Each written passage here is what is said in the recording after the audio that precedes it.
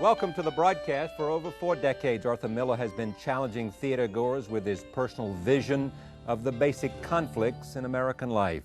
With a body of work including All My Sons, Death of a Salesman, and The Crucible, he has gained a Pulitzer Prize, Emmy, and Tony Awards, and a reputation as one of the great playwrights of our age. His 1968 play, The Price, is currently being treated to an all-star revival at Manhattan's Roundabout Theater, and we are pleased to have Arthur Miller join us now for a conversation about a life in the theater and to share some of his insights about the theater as he sees it today. There is much talk, welcome first of all. Thank you. There is much talk today about a revival on Broadway. What do you make of that? Well, count the plays. There aren't many. It's not a revival, it's that there are a few musicals are making a lot of money. But the sickness is there. I don't see any sign of it going away. It's simply that they opened a couple of hits, right, which were drawn from really the past. They're not new shows. Guys and Dolls, Most Happy Fellas. Right. And the Gershwin. Yeah, Ira Gershwin. Crazy About You, I guess it is. Right. Yeah. But it's this is not a. We don't have a healthy theater because we're not being presented with the issues that you have to resolve in order to create a theater. And wait a minute. We don't have a healthy theater because we're not being presented with the issues you have to have. Does that mean the playwrights are not presenting us with the issues? No, the society isn't. You know, the plays come out of a situation. It's no accident that at certain points in history you get a lot of plays. There's a confluence of things that bring about sufficient interest by serious writers in the theater. What we have now is the ultimate development of the market economy as far as the theater is concerned. That is to say, a few shows make a lot of money, and they leave nothing behind them when they close. By that I mean, we don't have a theater culture. We don't have a group of actors gradually developing their art over a period of years, so that you get an Olivier, you get a Richardson, you get any number of absolutely accomplished actors. And Ian McKellen. Or Ian McKellen. We get people who are in and out, and they're in and out not because they're not nice people, it's that the situation makes it impossible for an actor to remain in the theater for the most part. There are very few, like George Scott, who will hang around. He'll also have a movie career, which is okay, but he does come back. But I thought the theater was fueled by writers, not by actors. Well, it is, but let's confront the situation. How can a writer live in this theater? He can't do it. It's not possible. I have this play on, the Price, and to have a culture, you have to have a past. We don't allow the past into the theater. There are a few revivals now and then. I'm talking about straight plays now, not musicals. Right. So that a whole generation grows up and they don't know what happened 10 years ago. And nothing piles up, nothing accrues, nothing develops. We're constantly starting all over again. It's as though you burned all the libraries and all the books. And what happened? What did we miss? What has to happen for a culture to have I think that? What has to happen is very simple. It's what has always happened in the theater, one way or another.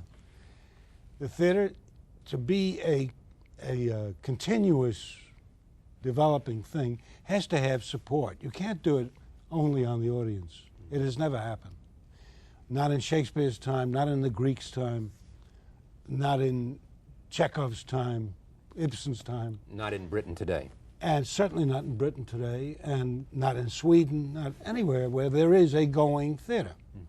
I just directed Death of a Salesman in Stockholm. They have a theater with 6 stages in it, 90 actors under 365 days a year contracts. And they gradually develop people. I have a Biff in the play who's playing in one of Ingmar Bergman's productions on his days off. He's already been Hamlet. He's done Richard III. He's now Biff. Everybody in that cast has a background that maybe 2 or 3 people in this country have. A genuine repertory company. Well, Of a sort. You know, we ask of the theater that it do something that no other institution has to do. If I were going to build airplanes, I don't go out on 46th Street and ask anybody, do you know how to build an airplane? If so, come and we'll talk to you. These people are hired and they're kept there, and they're embedded in an airplane culture. See, we don't do that. Or if you want a baseball team, we don't start the season by saying, okay, everybody who wants to play with the Mets show up at 9 o'clock tomorrow morning, and we'll try to pick out a team.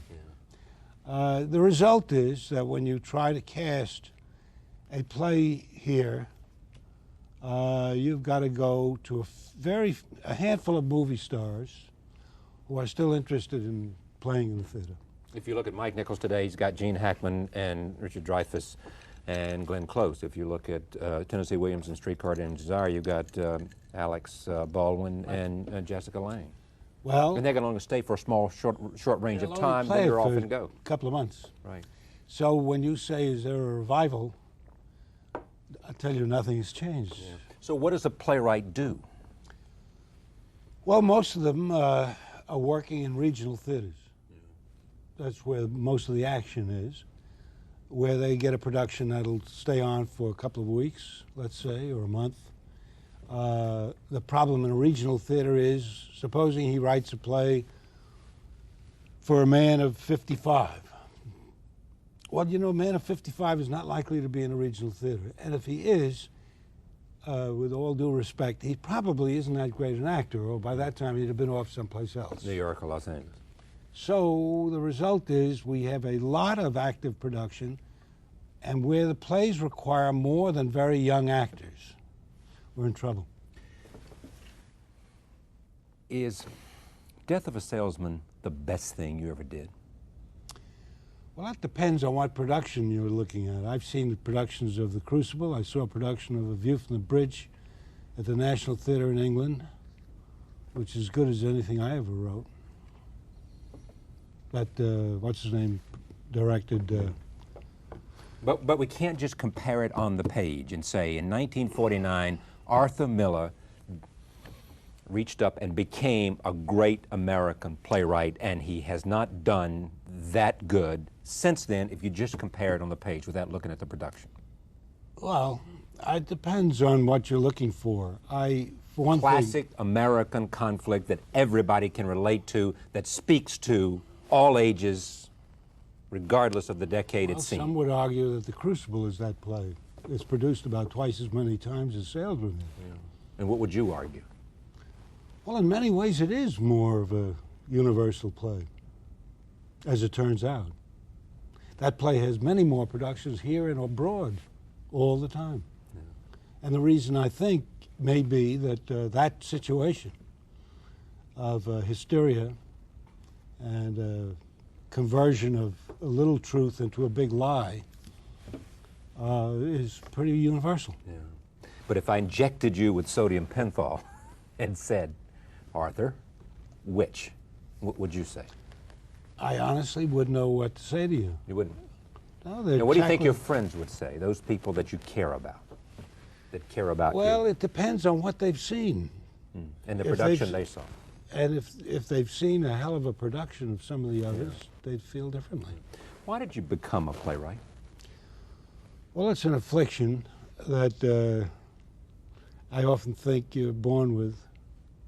It's I never thought about becoming a playwright or not becoming one. It just seemed to be the natural... It chose you? Yeah, I think a playwright is partly an actor, frankly. I didn't used to think that, but I think so now. And you are projecting your acting skills on other characters. The difference with a novelist is usually the novelist is not an actor. So he doesn't hear language, whereas a playwright hears language. The playwriting is an auditory skill rather than a literary one. And you got to hear. You got to hear what you're the writing. voices. You got to hear the dialogue, and you hear the characters. Right. Yeah. Now, are they there trying to get out? Well, that's a pleasant fiction. The truth of the matter is that That's what this is about. they're not there.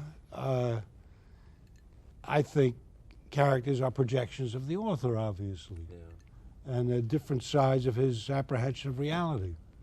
Someone once said about you, he is at bottom an odd man who happens to hear, then transcribe voices in his head, a shy child of absolute talent. Well, I don't know who said that, but that's Fair. the way I Way feel you feel about it. the art, Yeah. yes. See, if I can't hear it, I can't write it. And if I start to write dialogue that is visual dialogue, that's words on a page, I know I have to quit. And if, in fact, let's say whoever we feel that we want to put on this pedestal, you and Tennessee Williams and Eugene O'Neill, and then go to other ages and other times, and whether it's Chekhov and Shakespeare and all of the best, regardless of a nationality, what would they share in common, you think? What gift? Well, I hesitate to say it. But I don't mean to, don't be embarrassed by putting yourself in the category of those people. Well, but just I tell don't me. do that. But I mean, I understand your question.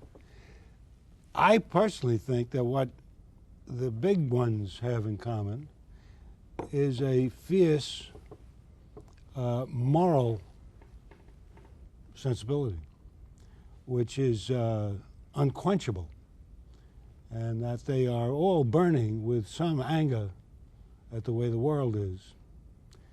The littler ones have made a peace with it, and the bigger ones can't make any peace. And are they fewer today? You know, who knows? While we're speaking, somebody may be up on some corner, some apartment house now, writing a masterpiece. With an idea of burning in him or her. Yeah, it could be. So I'm not prepared to say that it's over at all.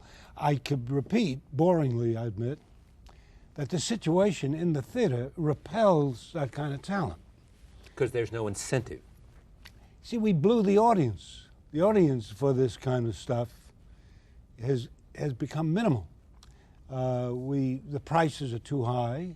A lot of people who would love to go simply cannot go.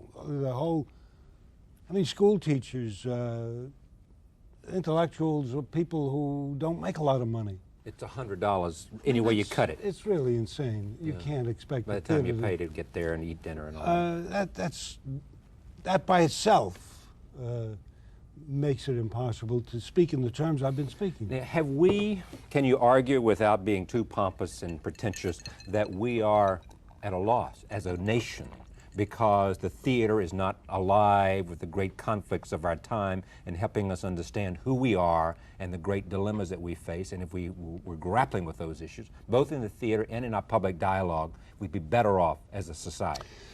I'm sure of it. But let me just say, we're not really alone in this. You see, the closest related culture to ours is the British, in this sense. And if the British had not established the British National Theatre back in the 50s, they would have exactly the situation we've got, namely a purely commercialized theater, which cannot take great risks, not because they're not nice fellas, but because the costs are simply beyond what reason would suggest. The British theater now, the Broadway part of it, the West End, is on the ropes. Why? Because their costs have gone up, and they cannot risk what they used to be able to risk. The National Theatre and the other subsidized theaters, from time to time, are doing marvelous work. Did you take the ride down Mount Morgan to London first? Oh, yeah. Yeah. It's never been produced here. Did it make a difference? I mean, was the reception over there different? Do they appreciate American playwrights more? Oh, they do appreciate American playwrights. Why is that? Well, I think for one thing, they've got, let's say, a dozen major newspapers in London. So if one guy says it's the worst thing he's ever seen, another one says, I liked it. Yeah. Or another one says, I half liked it. This So is the big question about the singular power of the New York Times, because there's no competing voice. Right. Well, they have no such thing there. So the consequence is that people are more likely to say, oh, well, it's not a masterpiece, apparently, but they say it's quite interesting. Well, quite interesting here means it's closing tomorrow morning. It can't be quite interesting. It has to be the greatest thing that ever happened. Well, of course. Well, that's not fair to say, is it? I mean, I've seen. Well, you know, I mean, it's that black and white. They've got to show an enthusiasm, that is, whoever's doing it for the Times, that you cannot miss this. Yeah. If he's enthusiastic, but he says you could miss it, then they won't go. Finished. Now, if there were 2 other, 3 other, 4 other, 5 other major venues like that, it would be quite different. Let me take you back to 1940. 47 was the first play, All Fall Down, right? That was All My Sons. I mean, All My Sons, All My Sons. That was your first success. Did you know then, I mean, that you were good? Did it fuel, did you say, because you were a young man then, you were in your, what, 20s? I was about 29, Yeah. 28. But I had written about 10 plays by that time. Yeah, but this was then not even the first one that had been produced on Broadway. You had another one on another Broadway, one and then you written a novel. Yeah. Yeah. So But this comes along, and it's Clermont likes it, right? That was Clermont and Kazan, And Kazan. who formed a small company of their they own. liked it. But then 2 years later, you come back with Death of a Salesman. How long was that bumping up in your head? Probably all my life. Really? Sure. You heard those voices. Biff was there. Also, let's not forget something, and that was that I was surrounded with an audience and a culture and a city which had, I don't remember how many newspapers with critics. The area, the atmosphere, rather, was not hostile. I mean, it's not me alone, but any playwright will tell you he feels he's in occupied country, which is not occupied by his troops. Occupied by whom? By the enemy. And the enemy is? This whole culture. He feels he's really in a corner. And maybe with some miracle, he can squeak through and gain a few yards. Well, this is okay maybe in the automobile business, but in the arts, it's deadly. But you had nowhere to turn. I mean, this is what you are, a playwright. So Yeah. you got to deal with it. I'm still doing it. Yeah, I know you are, and you're working on something now. Yeah. What's the name of it, and what's It's called The Last Yankee. what's it about? It's about the last Yankee. I mean, who's the last Yankee? It's about a carpenter and his wife Yeah. up in New England there. And you're a carpenter too, aren't you? Well, you build of furniture. sorts, yeah. Live on a farm, build furniture. Any bit of it autobiographical? Not really, excepting I know. Yeah. But I all know of the those. characters autobiographical in a way, Look, aren't they? I mean, Lyman was the partly. question is moot. I mean, you can't even begin. Anybody who writes Right. about what he knows and lives is and knows. feels. Sure. Yeah. After Death of a Salesman, you went to Los Angeles, right? You about a year later, 1950, you went out there. I wrote a movie for about the waterfront here. Yeah. But was it ever made into a film? Never. What happened? Well, we ran into the Cold War. Yeah. The movie was called The Hook, and it was about the corruption on the Brooklyn waterfront, where I spent some time. And to make a very complicated story much shorter, Harry Cohn, who wanted very much to do this because Kazan was a director he wanted in his employ, got nervous because the whole Red Scare was starting. So he brought in the FBI to read the script. And the FBI read the script, and worse than that, the head of the unions in the movie industry, Roy Brewer, who was a buddy of the head of the union in New York, Right. on the waterfront. They were the same stripe. And he proclaimed that all this was a lie, that there was no corruption Right. on the waterfront. And within 2 years, the head of the union that I was writing about was in Sing Sing, in a long stretch for racketeering. But they managed to kill the whole thing. You met Marilyn then, Just briefly. Marilyn Monroe, but you knew her at that time, introduced to her. Yeah. And then you corresponded after that? Hardly, just a little bit. Yeah. How did you come to know her? Well, she was working on a film. She had a small part in, I can't remember the name of the film, and I was in that studio just briefly on some business, and I met her. Yeah. Yeah. Did she come here to come back to the East for acting because? Well, she thought she could, she wanted to get out of that career that she was now restless in. She wanted to become a real actress. And she thought she could do it by going to the actor's studio. That was basically why she wanted to do it, be here. Yeah. And is that when the two of you became? Yeah. Much has been, you've written about this too, in your own memoir. Characterize her. Well, that's difficult at this stage of the game. She was well, how can you put it? She was everything. Whatever anybody was, she had a little of it. And it was a disastrous combination of powerful impulses in every direction. All within her.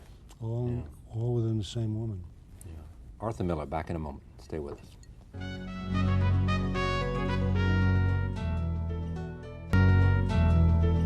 Said nice. Arthur Miller's here. Let me just stay with this period of your life because it also was. You believe that there were these competing demons within her. That she was tough and at the same time vulnerable, and what else? You name it. It was there. Irresistible as a woman? She could be. But she was flying apart toward the end. Smart? Well, she wasn't smart enough to survive. Yeah. Wanted power? Now she wanted to be good. To be good, which is different, isn't it? Well, it corresponds sometimes. If you're good, you're powerful. Yeah. What was the magic between the two of you before you got I married? know all that. I know, but stay with me for a second because it is of interest to me. There were, I mean, people said this is East and West. You know, this is brains and beauty. This is Well, she was as dark smart and light. as anybody. Yeah. She was. See, the problem with her was that nobody could give as sexy a woman as that credit for having any brains. Even then, especially Especially then. Yeah. She'd been much better off today. You believe also that Lee Strasberg was a negative influence. I think on the whole he was. He made people more dependent upon him. A kind of guru. Yeah, you know, there are teachers who try to teach so that the student no longer needs them. And there is a teacher who tries to teach so that the student can never do without him. Is dependent. And the second kind, in my opinion, was Lee Strasberg. Yeah. And she felt like she couldn't do it without. Oh, you couldn't do anything. Yeah. Couldn't do anything. Had to have his wife with her on the set. And she was everything. Yeah. How do you believe she died? I have no clue. I mean, do you believe there was foul play, or? I really don't know any more than I read in the paper. Yeah, there was suicide, or? I can't even speculate about it. Yeah. Who knows what happened? What was happening on the Misfit? You were there. It was at the end, and it was terrible conflict. Well, it was her confidence was difficult to hold on to. And she had a terrific responsibility there. So she would feel terribly responsible for it and know that and believe that she wasn't doing it well enough, or that people were not giving her enough help, or whatever. Back to you. All of us, you can write about this and think about this better than most, want to be doing something professionally at work, whether we are a carpenter building furniture, as you do, a journalist, as I am, a playwright, as you are. At the same time, we want it to be matched by being madly in love. So I guess I want to know, was it a happy time for you? For a while, but then after a while her dependency was too much. She was ill. Yeah. She was an ill woman. Ill from dependence on pills or psychological? Drugs, yes. It was that kind of a dependency. Yeah. Why couldn't you write during that period? We're too distracted, I think. 5 years. Yeah. Was it therefore when after the fall came, was there a sense of, did you just feel something back inside of you, stirring inside of you, so that and all of a sudden you're hearing voices again? I was trying to make sense of, any play is an attempt to symbolize events that otherwise would go dispersed into space. And that was exactly the same as my other plays. It's an attempt to find a form for your experience, either a real experience or imaginary experience, but you need to feel a development and a rising line of a conflict and a resolution to this, which you can't find in life or rarely find in life. So the play really gives a resolution to what doesn't exist in reality. Yeah. But why could you finally write it? Because after having been distracted? Because I could finally confront all the contradictions in myself and in the world that I was with. Had you made up with Kazan by then? Because you were pretty... Yes, to a degree, yeah. At your initiation? He directed that play. Yeah. He was the head of the Lincoln Center at that time. At your initiation, or his, or no? Did he come to you and Bob Whitehead came to me. And said, because Whitehead was the producer of the Lincoln Center, the first producer, and they wanted to create what they thought was going to become an American national theater with a core of actors. The dream that we talked about at the beginning of this conversation. The old dream. It would be a new group theater, excepting on a bigger scale, and naturally I was very interested in that because I believe in it. Yeah. And that was basically why we got together, because we all believed in the same thing. After that incident at Vichy? That was in the same theater. Same theater, same at Lincoln Center. That was directed by Harold Clurman. Yeah. Who you'd worked with before. Yeah. Vichy was an attempt to deal with what I've always felt is the most important single event in this century and maybe ever. Ever? Yeah, I think that the destruction of German culture and the transformation of that people into the barbarians that they were is a lesson to us all. And that this is saying to the world, watch out. These people were the most cultivated people in Europe. They were probably the best educated people in Europe, the most socially disciplined people in Europe, in many ways the most progressive people in Europe. And in a space of, well, a couple of years, they were burning people up. And you have to face this in human nature. Was it because of the malevolence and we just had Robert Harris who has written this book that you may call The Fatherland, about the plan. I heard about it. Basically. And I asked him about that and what it was about them. It separated them, enabled them to do it. And he talked about the malevolence and the violence and also the political gift that they had, that Goebbels had. And I guess I'm asking one, from your perspective, was it because somehow the did it happen because somebody got control of the levers of power and then forced them to do it? Or was there some sense that the German people... I think, to put it very briefly, too briefly, there is in all of us a retrograde desire to kill, to destroy, a love of the dark.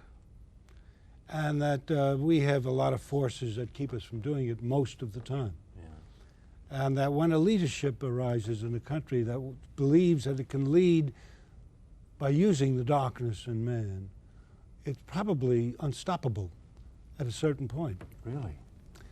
Well, we've seen it in more than one place. And that was the perfect... Stalin in Soviet Union. The power over others, the willingness to destroy others, is very deep in the human mind. Character.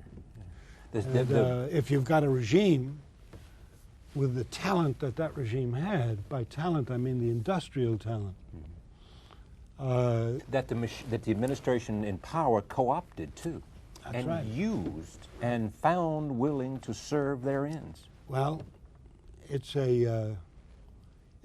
it should stop anyone from thinking this is a purely German phenomenon.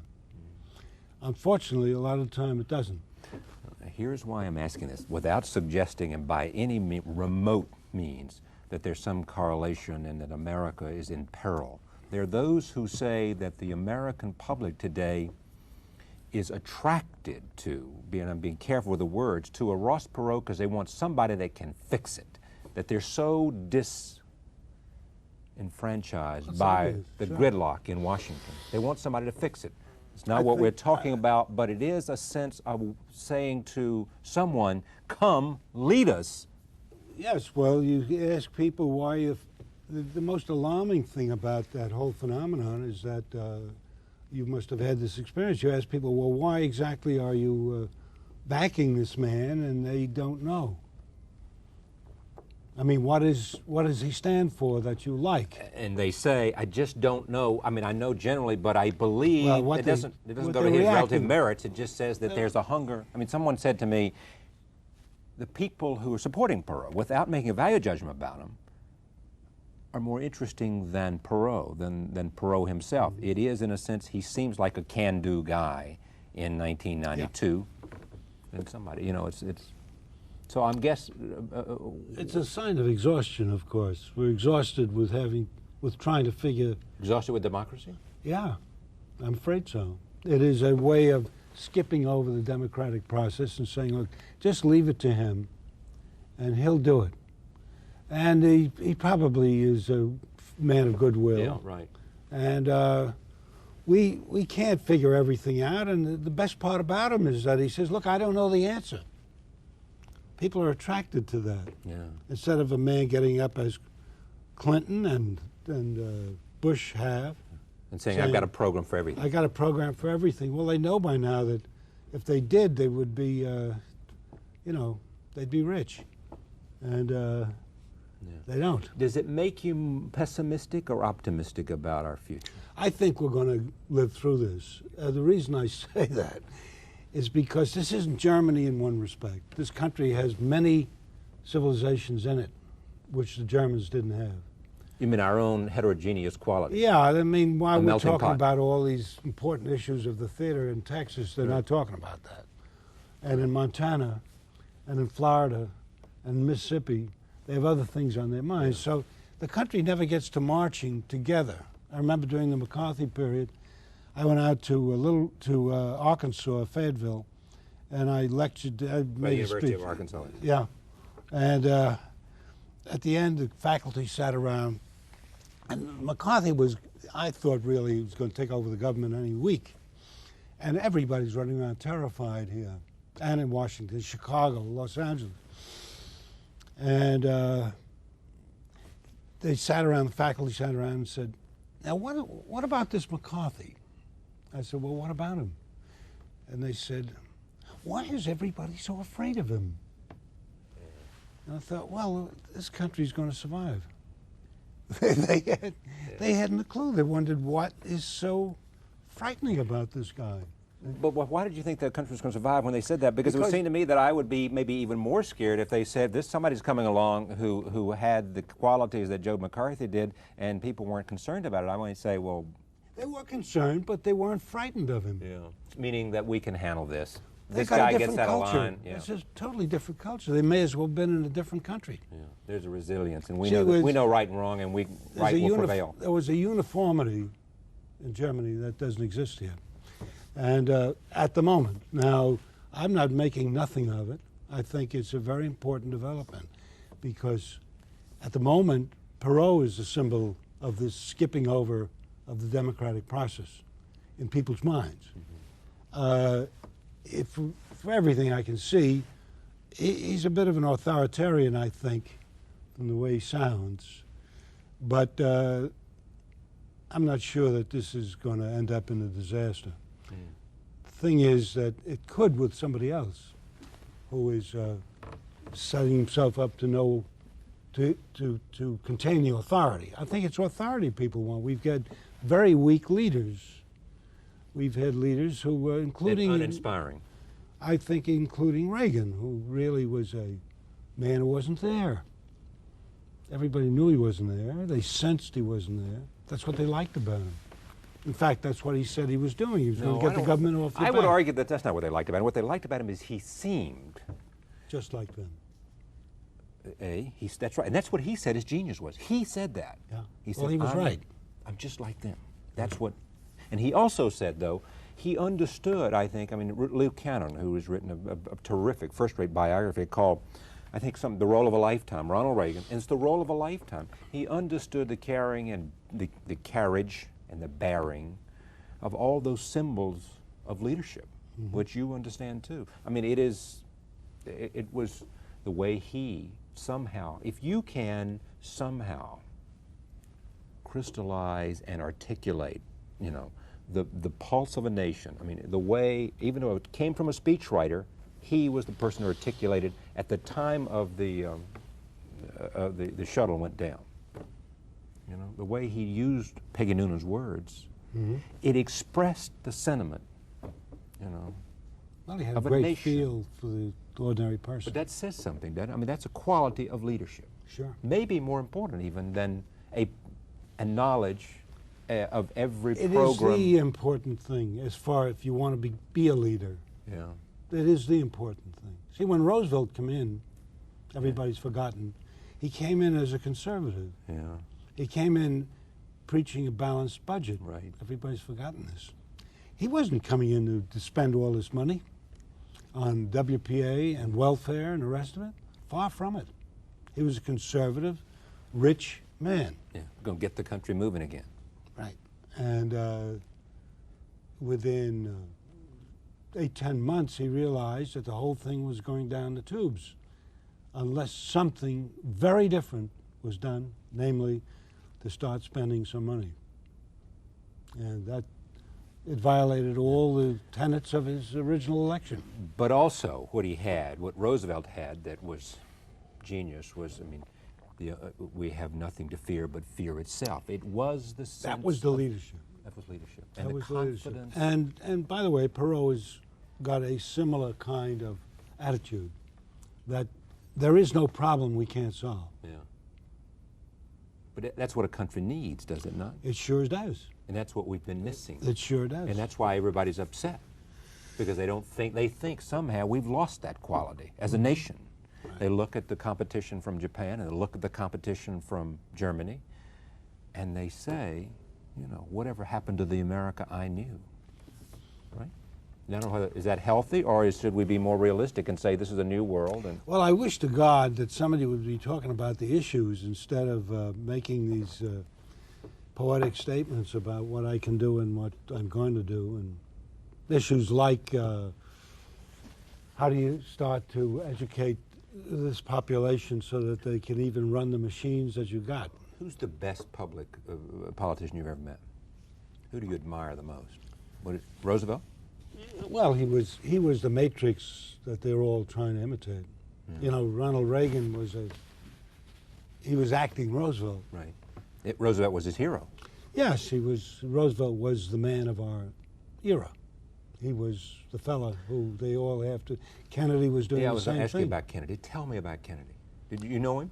Did you know him? I met him a couple of times. Yeah, I can't say that I knew him, but I wasn't mad about him. It took me a little while to vote for him because I felt he was a hawk. I felt he was going to get us into a war.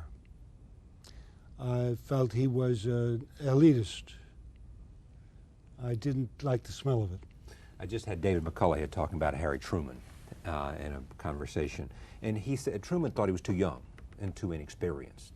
That he himself was too young. Yeah, he said that Truman felt like Jack Kennedy. Yeah. President Kennedy was too young at the time and didn't support him. You know, Yeah. supported Stuart Symington or others at the time. Well, at the time it seemed a dubious He was thing. like 43 years old. Yeah, it seemed it was a little too stylish for me. Who'd you like, Stevenson? I don't like Stevenson. Was about the best of the men. Brains, wit. Yeah, but he made terrible speeches. Did he really?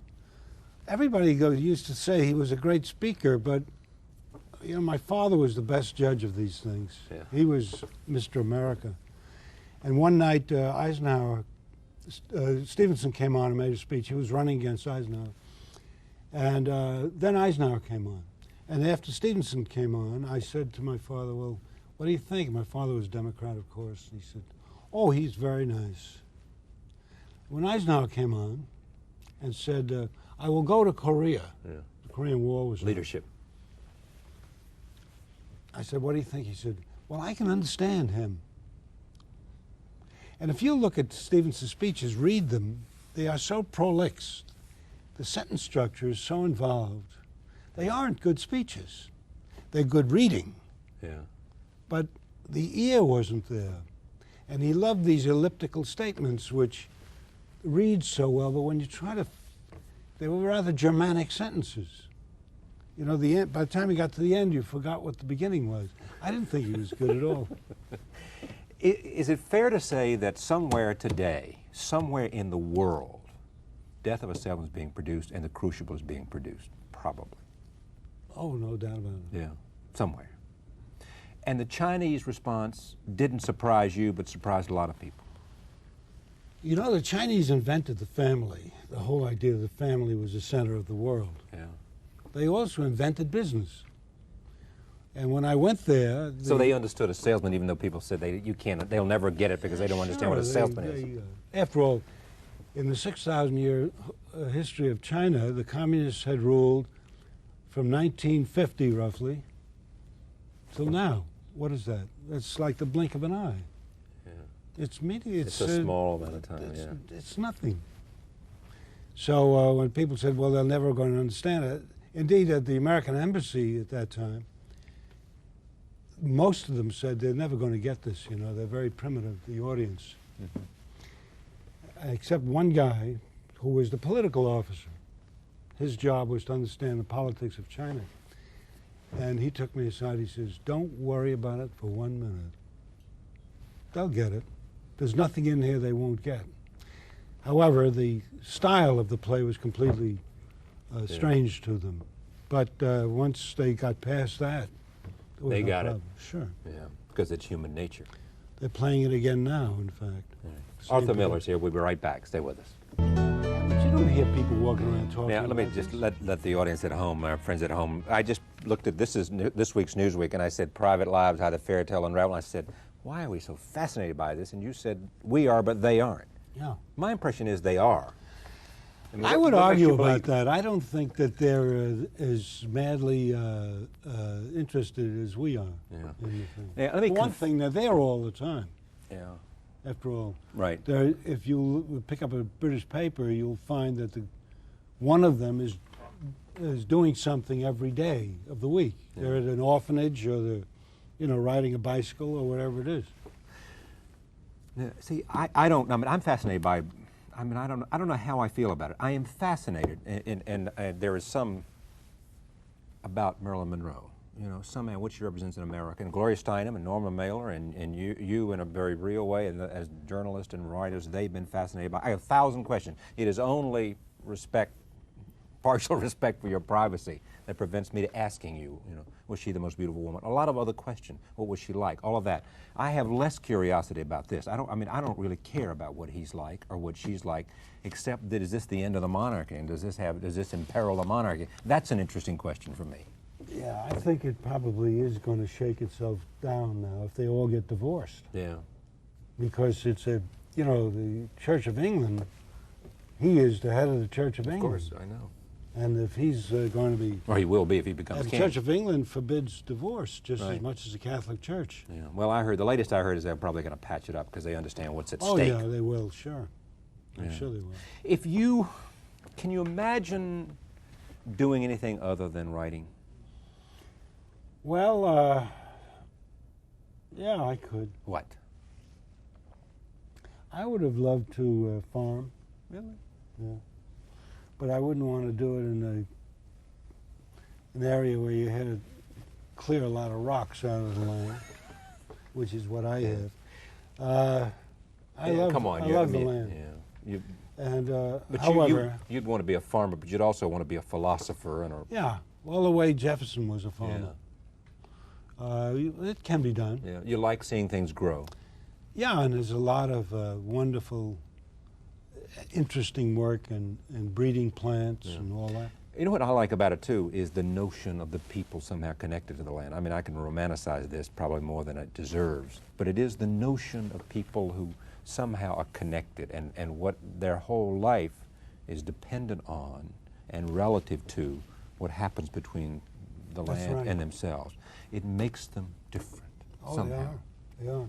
See, for one thing... there's the seasons, and there's the rain, and there's the elements, and there are the insects, and all of those things are a factor, and they're very real things. Well, for one thing, in order to do that kind of work, they have to be more or less able to do all kinds of other techniques, like welding now. Mm-hmm. They have to know about metals, they have to know about wood, they have to know about weather, soil, 1,000 things to do with the machinery. You could never have been a screenwriter. Could you have been a successful I wouldn't have lasted very long, because the idea of writing something and it is owned when you write it by somebody else offends my private enterprise feelings. But basically, I want to be able to stop something when I don't feel it's going. See, if you're a screenwriter, you've got to go to the end. You stop marching, and you've got to go down to the end with it. And there are too many other voices in there. I would get exhausted. I would get so tired, I would fall asleep listening to them. And what about novels? Well, a novel, it's a different story, of course. It's yours until you give it away. Yeah, but why haven't you written more then? It always seems Actually, I have written a long story which is presently being published, and about 70 pages, and I'm writing another one, which is be a little longer. They'll be like short novellas. Mm-hmm. I love to write prose. Yeah. Saul Bellow did that. Wrote short novellas. Well, it's got a long history. Yeah. I love to do that, but it's not quite the same charge as when you're writing a scene in the play. It is the naked truth, to me, is in a set of speeches so that between the lines it's exploding all the time. You don't find that in prose very much, and you don't find it in theater either very much, but you can do it in the theater. Are you born with that talent? I mean, I used to think so. Of course, now they teach playwriting all over the place. Right, especially at Yale and places like that. But what I call a play is very often not what other people call a play. How does it differ?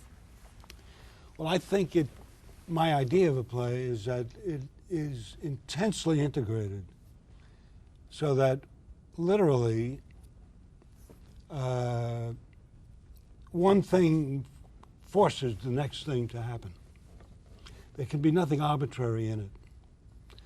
But this is a kind of a rigorous scheme which a lot of people no longer are interested in. They want effusions.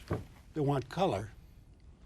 And they are not necessarily interested in the gradual development of a theme in a musical sense. Do you think you're every bit as good as you were when you wrote at the beginning, when you had such enormous success at the beginning? Who knows? I feel I mean, is the skill there? I mean, just in your judgment, not in anybody else's. The skill is there. It's just that as you grow older, of course, you have to fend off the realization that this is not going to change the world. Yeah. Which was the illusion you started with. And furthermore, in this particular theater, that we're in the New York theater, you have to blot out of your mind completely what this theater is like. The surround of hostility here. Otherwise, it will be defeating of your esteem and sense of... Well, it becomes fruitless. Incentive. It'll destroy your incentive. Yeah. See, for example, if I write a wonderful part, and you can't get actors to play it for more than 2 or 3 months. Well, now, you know, some people will step forward, as you know, and say, well, that's because Mr. Miller hasn't written anything that anybody wants to do, or something like that. Well, excepting they all say they want to do. So he's transferring to the entire community what his own. Well, try 11 other playwrights and see what answer You think I'd get get the same answer? Sure. Yeah. Look, it makes sense from the actor's point of view. The price is on Broadway, and they're making $750 a week. Any one of those actors working in television or on film would work the same amount of time for several $100,000, if not more. Right. So you're asking them to support the theater. Sacrifice. They are supporting the theater. Yeah. And it makes sense only if it does something in addition for... Right. Right. So why should they do it? All right. Any great regrets? I mean, you're still, look to me like you're in damn good shape. But as you look at your life, any great regrets? Yeah, I have a lot of them, but I don't want to discuss Well, just give them. me one, the biggest one. I suppose that this doesn't sound much like a regret, except it is. I feel that had I been connected with a real theater, there would have been twice as many players. Sounds crazy, but I think so. It would have been an incentive. It would have been creative. It would have stimulated. It would have the been in a juices. friendly atmosphere, which the people who wanted your stuff, rather than a group of gamblers, really, who are looking at this and saying, "Well, can we make our money back? Twice, double, triple, just about." If you knew it had a home, you would have been more. Absolutely. You would have been more Absolutely. moved to get up in the morning and go out to your study. Well, you'd figure right away. You know, there's a British playwright, what's his name, who writes, he's written about 35 plays now. He just had one here, Small Family Business. You know. Alan Ayckbourn? Ayckbourn. Ayckbourn, right. He solved it. See, he established a small theater up in a small town that he comes from, 40, 50 miles away from London. He's got a nice, tidy little audience there. But he writes a kind of a play which is perfectly admirable, but it's not my kind of a play. But nevertheless, by the way, he directed that marvelous production of A View from the Bridge in London, which was the last thing I would ever have dreamed he would ever do. And what would you most like for your colleagues to say about you? You know, a long time ago, there was a playwright named Sidney Howard, who's all but forgotten now. He was a very good writer. And somebody asked him that same question. Yeah. And I think probably he gave the ultimate answer. He said, say just that I wrote some damn good parts. Thank you. Pleasure. Good to have you. Arthur Miller, we thank you for sharing this time with us. See you next time.